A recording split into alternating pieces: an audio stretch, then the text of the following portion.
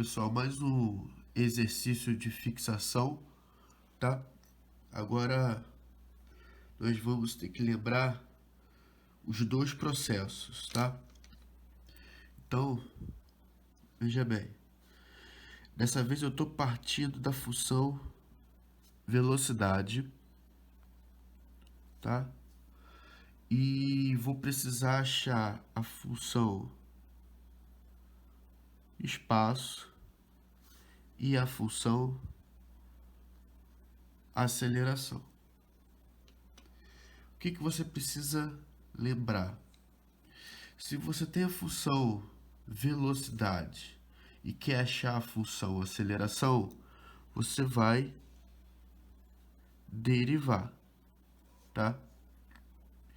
Se você tem a função velocidade e quer achar a função espaço, você vai integrar, tá? Você vai ter que integrar. Então, lembrando, você pode transitar pelas derivadas ou pelas integrais, né? Se for pelas derivadas, a ordem é essa aqui de cima.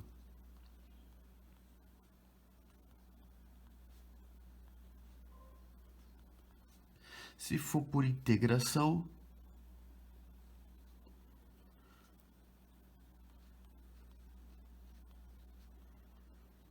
a ordem é essa de baixo. No nosso caso, como ele deu a função velocidade, eu vou integrar para achar a função espaço. É uma integral indefinida. Lembra que teremos aí uma constante de integração. E por meio da derivada, eu acho a função aceleração. Então, olha só, foi o que nós fizemos aqui. A função velocidade que foi dada, eu integrei, achei a função espaço. Ó, usando o método prático da integral, 2t ao cubo. Vou somar 1 no expoente e vou dividir pelo expoente,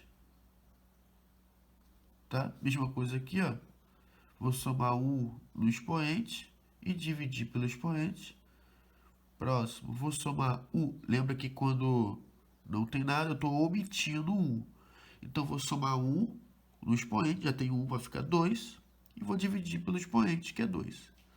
Aqui, ó, é como se eu tivesse o t0, t elevado a 0, que é 1. Né? Como se fosse o t elevado a 0. Somei o 1 no 0, ficou 1. Então, menos 5t. Mais a constante de integração. E já já nós vamos ver quem é essa constante.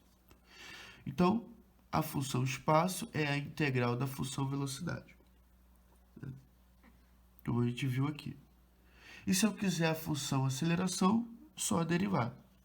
Agora, derivando, o expoente desce multiplicando e entra o menos 1 no expoente. O expoente desce multiplicando, entra o menos 1 no expoente. Aqui, derivada de t vai dar 1. E aqui é uma constante, derivada de constante, 0. Tá?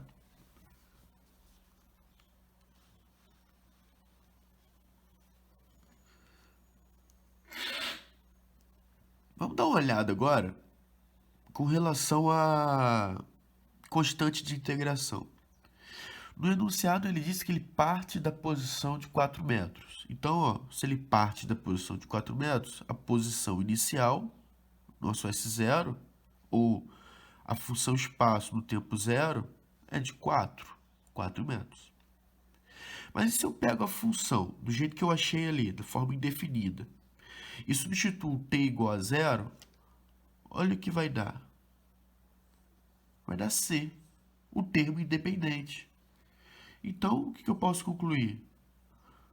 O termo independente, o meu c, como já foi dito, depende das condições iniciais. Então, o meu c, nesse caso, é a posição inicial, tá? Substituindo, então, e simplificando a nossa função, essa fica sendo a nossa função espaço. Agora que eu tenho as funções, função espaço, função velocidade, função aceleração, é só substituir de acordo com a questão. Então, a primeira questão, ele quer saber no tempo inicial, t igual a zero. Aqui, na verdade, nem precisava, né? A gente já sabe que é 4 metros, pelo próprio enunciado. Agora, velocidade inicial, só substituir, vai zerar, vai zerar, vai zerar, vai ficar o termo independente da função velocidade, que é menos 5 metros por segundo. E na aceleração, 1 metro por segundo ao quadrado. No tempo de 1 segundo, substituindo, tá? Na função espaço, eu vou ter 1 metro. Substituindo na função velocidade, 1 metro por segundo. E substituindo na função aceleração, 13 metros por segundo ao quadrado. Tá? Agora vamos analisar o esquema dessas duas situações. Primeiro, no tempo t igual a zero, depois no tempo t igual a 1 segundo. Olha o que nós temos. No tempo inicial, ele parte da posição de 4 metros, ele está indo contrário ao movimento, ao referencial, desculpa, o movimento dele é contrário ao referencial, né? Como que eu sei? Pelo sinal da velocidade, tá? Isso aqui é um movimento retrógrado, ele está indo contrário ao referencial. Mas a aceleração dele deu positiva. Já mesmo sinal, mesmo sentido do referencial, ela não foi positiva. Então, o que eu posso concluir? No início do movimento, aqui nesse instante, quando a gente começa a registrar o movimento, a aceleração ela é contrária à velocidade, sinais opostos. Então, lembra que quando tem aceleração, a gente pensa em força. Então, nós temos uma força contrária ao movimento, freando o movimento. Então, ele está numa situação de frenagem, tá? A gente poderia classificar isso aqui lá no MRU, por exemplo, como movimento retardado, tá? Retrógrado e retardado.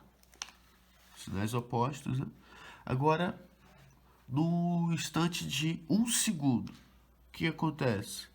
A posição dele agora é de 1 metro, ele tem a velocidade de 1 metro por segundo, positivo, então, ó, ele está se deslocando com o mesmo sentido do nosso referencial, tá? Então, o movimento seria progressivo. E a aceleração é de 13 metros por segundo ao quadrado, positiva também, né? Então, você vê que a aceleração, a força, está no mesmo sentido do movimento. Então, ele está ajudando o movimento. Então, nesse caso, ele estaria acelerando.